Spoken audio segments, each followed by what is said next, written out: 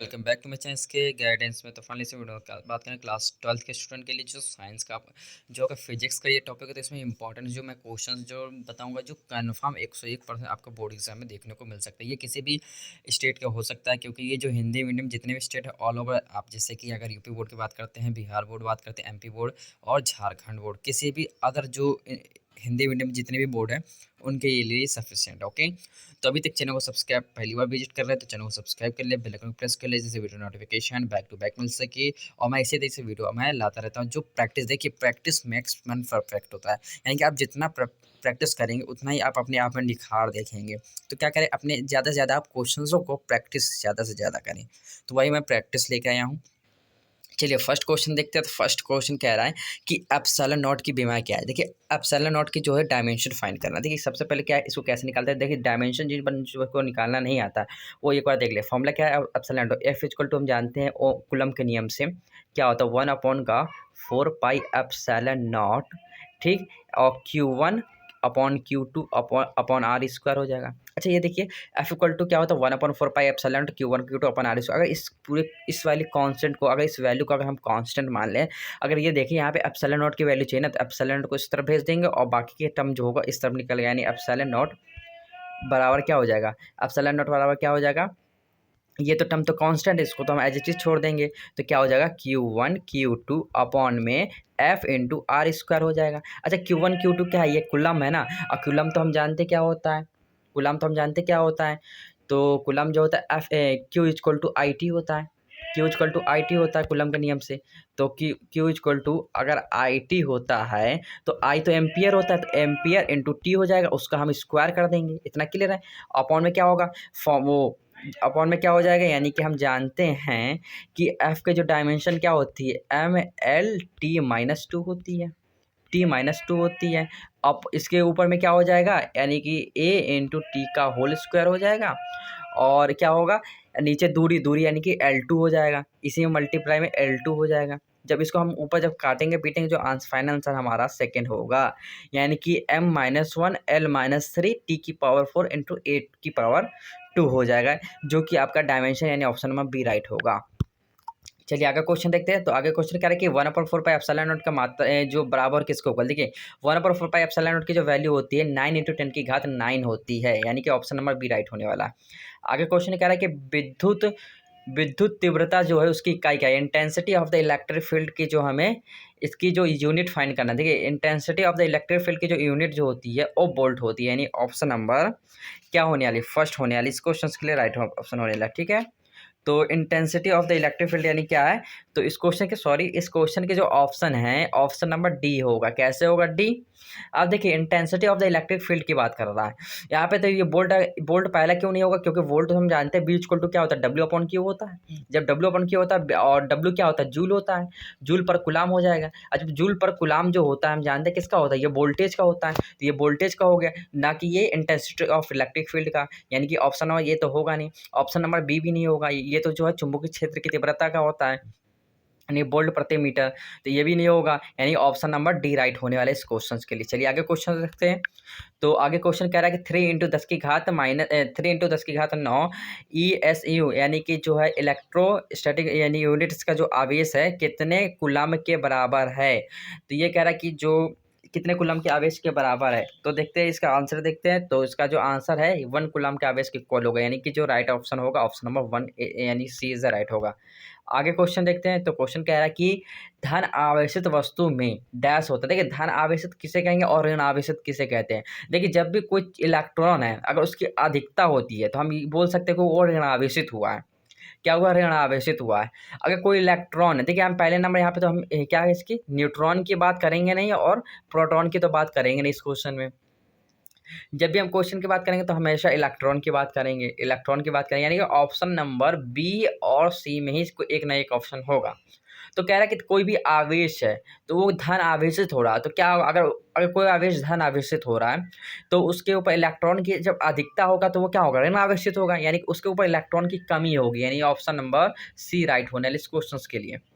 तभी तो वो एक धनावेशित होगा। आगे क्वेश्चन कह रहा है कि 1 कूलम आवेश इलेक्ट्रॉनों की संख्या क्या होगा। 1 कूलम आवेश जो होती है 6.25 इंटू 10 की घात जो होती है 18 कूलम आवेश होती है। किसमें? यानी कि 1 कूलम आवेश में होता है। यानी कि इसको ऐसे भी निकाल सकते हैं। कैसे निकालेंगे? तो हम जानते हैं फॉर्मूला क्या है, Q इक्वल टू क्या होता है, आई टी होता है। आई टी होता है, इसके फॉर्मूले से निकाल सकते हैं। 1 कूलम की बात कर रहा है, यानी कि आवेश की बात कर रहा है ना, आवेश 1 कूलम, यानी कि 1 सेकेंड, यानी टी अगर आई इक्वल टू 1 एम्पियर मान ले, अगर आई इक्वल टू 1 एम्पियर मान ले, इस तरीके से 1 एम्पियर हो गया।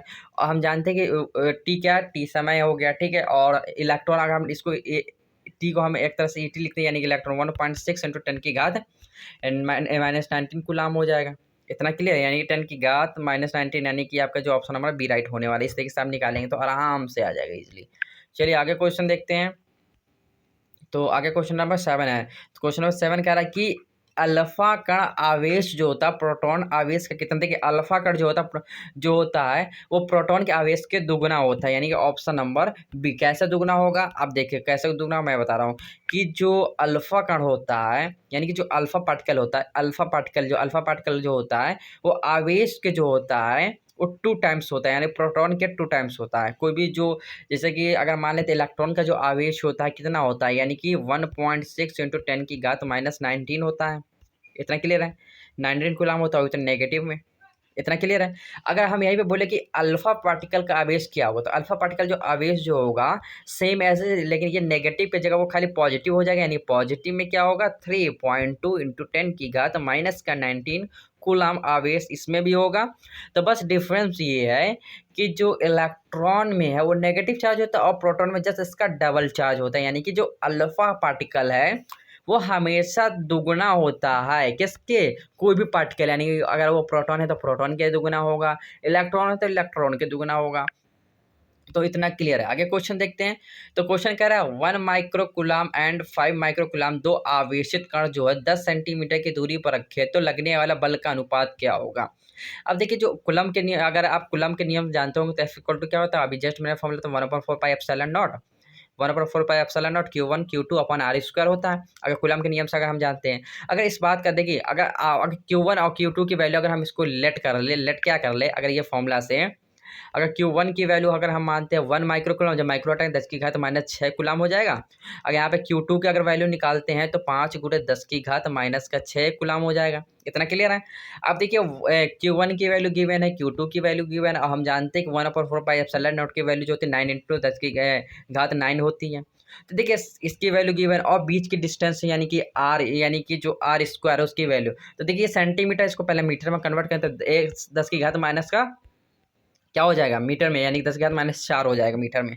मीटर उसको कन्वर्ट करेंगे तो जब करेंगे तो अब जब पूरे कैलकुलेशन करेंगे तो आंसर जो आपका फाइनल आंसर होगा ऑप्शन नंबर डी राइट होने वाला है, यानी कि 1:1 का आपका जो अनुपात होगा किसका, बलों का, यानी कि F1:F2 जो होगा 1/1 होगा, यानी कि 1:1 होगा। चलिए आगे क्वेश्चन देखते हैं। तो क्वेश्चन कह रहा है कि दो समरूप धातु को क्रमशः प्लस प्लस क्यों और माइनस क्यों आवेश दिए जाते हैं। तो दोनों देखिए कोई भी समरूप धातु होगा, मतलब गोला होगा, समरूप धातु का गोला होगा। अगर कोई भी दो गोले की बात की जाएगी, हमने माना कि इसके स्फीयर नंबर इसको 1 मान लेते हैं और ये क्या है 2 मान लेते हैं। अब कह रहा है कि जो इसमें आवेश जो है इसमें पॉजिटिव आवेश हमने इसको वो किया, चार्ज किया, इसको नेगेटिव आवेश हमने चार्ज किया, आवेश दिया हमने, मतलब इसको पॉजिटिव आवेश दिया, इसको नेगेटिव आवेश दिया। तो कह रहा है कि दिए आवेश दिए तो डैश होगा। देखिए अब देखिए क्या होगा कि अगर हम आवेश देंगे तो उसका जो चार्ज पार्टिकल होगा, यानी कि जो धन, ऑप्शन में भी देखिए क्या है, धन आवेशित जो गोले पर द्रव्यमान और ऋण आवेशित गोले पर द्रव्यमान कम होगा। देखिए अगर कोई भी अगर आवेश जो होता है अगर उसको पॉजिटिव चार्ज हम दे रहे हैं तो उसका मतलब वो पॉजिटिव चार्ज नहीं, यानी कि उसके ऊपर कोई चीज़ की अधिकता होगी, यानी कि उसके द्रव्यमान में वृद्धि होगी। अगर हम कोई चीज़ नेगेटिव ले रहे हैं इसका मतलब हमें ये हम एक तरह से वो खाली हो रहा है, यानी लॉस हो रहा है एक तरह से, यानी ऑप्शन नंबर बी राइट होने वाला है। ऑप्शन नंबर ए क्यों नहीं होगा कि दोनों आवेशों का द्रव्यमान बराबर होगा, कभी बराबर नहीं होगा, कतई बराबर नहीं होगा, कैसे नहीं बराबर होगा।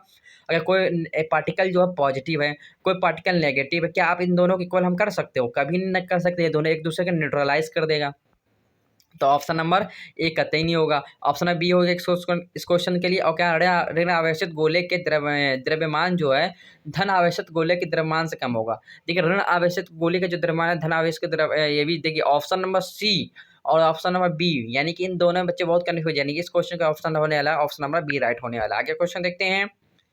तो क्वेश्चन कह रहा है किसी विद्युत रोधी माध्यम का जो परावैद्युतांक है, यानी कि जैसे कि आप फॉर्मूला जानते हैं 1/4 pi epsilon naught, 1/4 pi epsilon not. यहाँ पे के जो है, ये के जो है यही हमारे पास क्या है, परावैद्युतांक है, यानी Q1/Q2 = R² होता है। तो कह रहा है ये के की वैल्यू जो है वो एफ के डायरेक्टली प्रोपोर्शनल होती है। अगर हम बोल सकते हैं, अगर कोई भी माध्यम में अगर उसकी हम एक तरह से बोल सकते हैं कि अगर कूलम के नियम के अनुसार अगर हम माध्यम में उसकी परावैद्युतांक का मान अगर हम ज़्यादा रखेंगे तो उसकी क्या होगा, बल का मान कम होगा। अगर क्योंकि रेसिप्रोकल है ना, अगर हम बोलेंगे माध्यम में परावैद्युतांक का जो मान होगा कम होगा, यानी कम होगा तो उसका फोर्स का मान क्या होगा, ज़्यादा होगा। तो ये बात याद रखिए, इस पर डायरेक्ट क्वेश्चन बन जाएगा। आगे एक दो क्वेश्चन देखने को मिलेगा। अरे मिलेगा क्या, आप क्वेश्चन नंबर 11 में देख लीजिए। कह रहा है किसी परावैद्युता माध्यम का के का मान हो सकता है। देखिए के का मान जो होता है परावैद्युतांक के मान करते हैं तो वो 0 होता है। अगर सॉरी 0 नहीं होगा, क्यों नहीं होगा, परावैद्युतांक का मान जो होता है उस सीट के अकॉर्डिंग वैरी करता रहता है।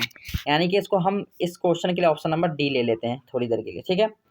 आगे क्वेश्चन देखते हैं। आगे क्वेश्चन कह रहा है किसी कुचालक के लिए परावैद्युतांक का मान नहीं हो सकता है। देखिए किसी भी कुचालक के लिए जो परावैद्युतांक का मान जो है अनंत नहीं हो सकता। क्यों नहीं होता, अनंत जो होता है किसी धातु के लिए होता है। धातु के लिए अगर परावैद्युतांक का मान बोले तो अनंत होती है। अगर बात करते हैं कुचालक के लिए, बात करते हैं कुचालक के लिए, ठीक है, कुचालक के लिए अगर बात करते हैं तो ये क्या होता है, 0 होती है। इतना क्लियर है। अगर किसी भी मेटल की बात करेगा तो हमेशा इन्फिनिटी रखिएगा। अगर किसी कुचालक की बात करें, यानी सूखी लकड़ी की बात की जाएगी, प्लास्टिक की बात की जाएगी, और भी जितने भी मतलब जो जिसमें करंट का फ्लो ना हो, तो उस टाइप के लिए जो हम के की वैल्यू होगी वो 0 रखेंगे। इतना क्लियर है। चलिए आगे क्वेश्चन देखते हैं। तो क्वेश्चन कह रहा है कि कुछ दूरी पर दो रखे बिंदु आवेशों के वायु के स्थान पर केरोसिन का तेल रख दे तो उन बिंदुओं के बीच का बल क्या होगा।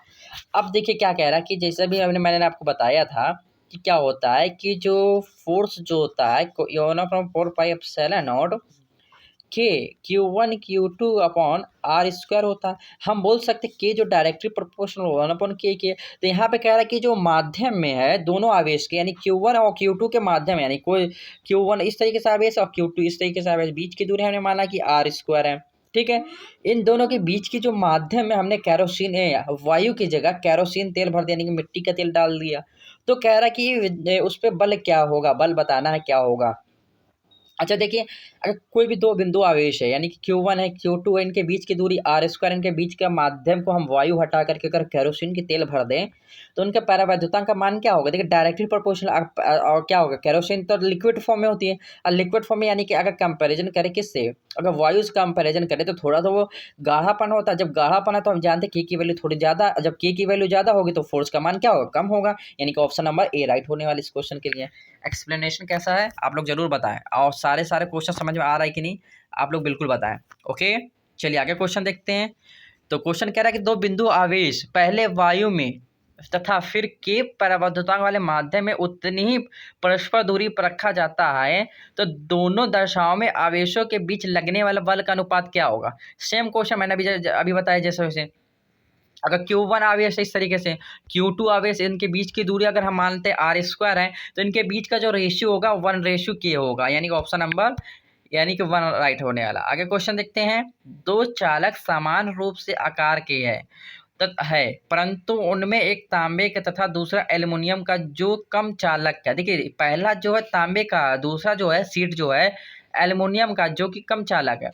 दोनों को समान विद्युत क्षेत्र में रखा जाता है। एल्युमिनियम प्रेरित विद्युत वाहक का मान क्या होगा, तांबे से कम होगा। यस तांबे से कम होगा, यानी ऑप्शन नंबर सी राइट होने वाला। आगे क्वेश्चन देखते हैं। तो क्वेश्चन कह रहा है कि निर्वात की चुंबकशीलता का मात्रक क्या होगा। निर्वात की चुंबकशीलता मतलब एप्सिलॉन नॉट का मात्रक क्या होगा। एप्सिलॉन नॉट का मात्रक क्या जो होता है न्यूटन अपॉन कूलम, जो इसका जो होता है न्यूटन मीटर स्क्वायर अपॉन में कूलम स्क्वायर होता है। किसका, निर्वात की चुंबकशीलता, यानी कि एप्सिलॉन नॉट का मान होता है। इतना क्लियर है। चलिए आगे क्वेश्चन देखते हैं। तो आगे क्वेश्चन कह रहा है कि दो आवेशों यानी Q1 Q2 के बीच की दूरी बीच लगने वाला जो कूलम बल है F = F equal to Q1 Q2 upon R square है, तो क्या है, इन पे 4 ऑप्शन दिया, इनमें से इसका मान क्या होगा, तो देखो दोनों पर निर्भर करेगा। यस, देखिए ऑप्शन नंबर सी राइट होने लगा, क्यों करेगा, क्योंकि Q1 है और ये आवेश Q2 है, इनके बीच की दूरी r है। जब भी कोई बिंदु आवेश है तो वहां पे तो कूलम्ब का नियम लगेगा। जब कूलम्ब का नियम लगेगा तो हमेशा हमेशा हमेशा याद रख ले, गांठ मान ले कि दोनों आवेश या तो स्थिर होना चाहिए या दोनों आवेश क्या होना चाहिए, गतिशील होना चाहिए।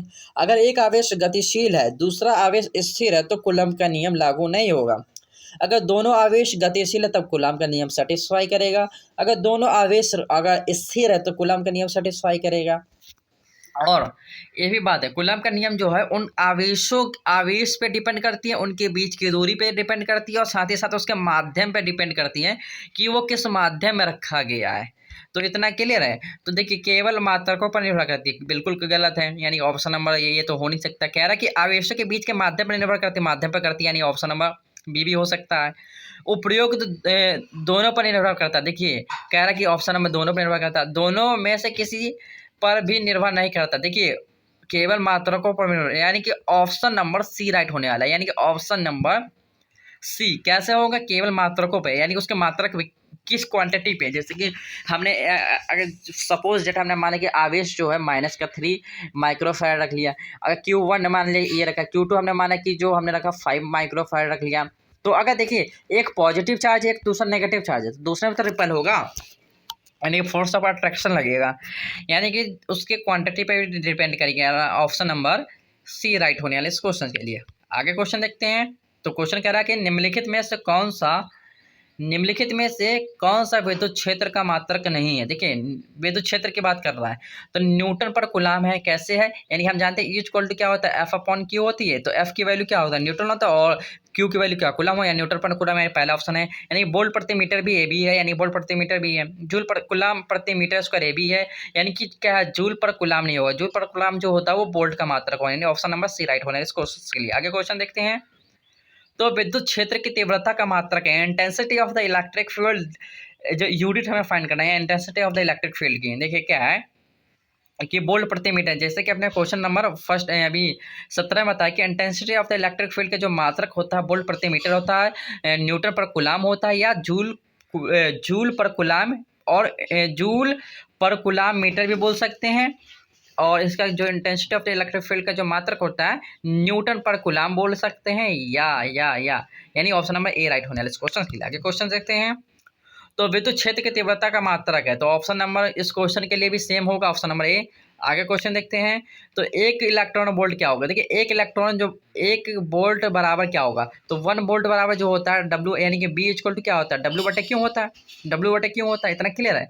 तो हम अगर सपोज दैट मान लेते हैं B इक्वल टू 1 मान लेते हैं, यानी कि 1 वोल्ट इक्वल टू W/Q हो जाएगा, यानी कि जूल पर कूलाम, यानी कि जूल पर कूलाम हो जाएगा, यानी कि 1 वोल्ट इक्वल टू क्या हो जाएगा, जूल पर कूलाम, यानी ऑप्शन नंबर सी राइट होने वाले इस क्वेश्चन के लिए। आगे क्वेश्चन देखते हैं।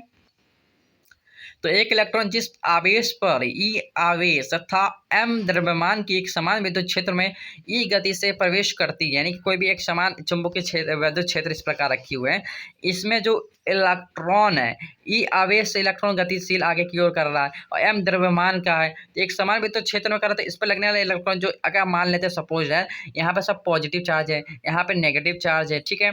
अगर ये इलेक्ट्रॉन है तो इलेक्ट्रॉन किसके तरफ जाएगा, पॉजिटिव की तरफ जाएगा। जब ये धीरे धीरे धीरे धीरे धीरे धीरे इस डायरेक्शन में आएगा तो ये अपने मार्ग में क्या होगा, एक वृत्ताकार गति करेगा। जब वृत्ताकार गति करेगा तो इसमें कुछ ना कुछ इसकी रेडियस होगी, जब रेडियस होगी तो इसकी आर भी हमने मान लिया, और कह रहा है कि इस पे रेडियस पे इसका त्वरण क्या होगा, तो त्वरण जो होगा ई यानी कि इलेक्ट्रिक फील्ड, यानी कि कैपिटल ई अपॉन में एम होगा इसका त्वरण, यानी ऑप्शन नंबर मैच करते क्या है, ऑप्शन नंबर सी है। चलिए आगे क्वेश्चन देखते हैं। तो एक इलेक्ट्रॉन वोल्ट जो है किसकी इकाई, जो इलेक्ट्रॉन वोल्ट जो ऊर्जा की इकाई होता है, कैसे होता है, देखिए B बराबर W/Q होता है, B बराबर W/Q होता है, B W क्या होता है, जूल होता है, जूल होता है, और ये क्या आता है, कूलाम, यानी कूलाम हो गया, यानी कि W बराबर क्या रखते हैं, जूल पर कूलाम हो गया। यानी कि अगर एक बात करते हैं, यानी कि इलेक्ट्रॉन वोल्ट की बात, इलेक्ट्रॉन 1.6 × 10⁻⁻19 होगा, और ये क्या होता है, जूल पर कूलाम होता है। जूल पर कूलाम तो हम जानते हैं कि यूनिट व्यक्त करते हैं, और यूनिट व्यक्त करते हैं, तो ये किसका मात्रक हो, ऊर्जा की तो मात्रक हुआ, यानी कि W। चलिए यानी ऑप्शन नंबर किस है, यानी कि option number A is the right होने वाला इस क्वेश्चन के लिए।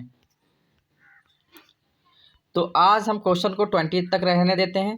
चलिए हमने 22 क्वेश्चन करा दिया। तो आई होप ये वीडियो आपको समझ में आया होगा। चलिए चैनल को सब्सक्राइब नहीं किया तो चैनल को सब्सक्राइब जरूर कर लें।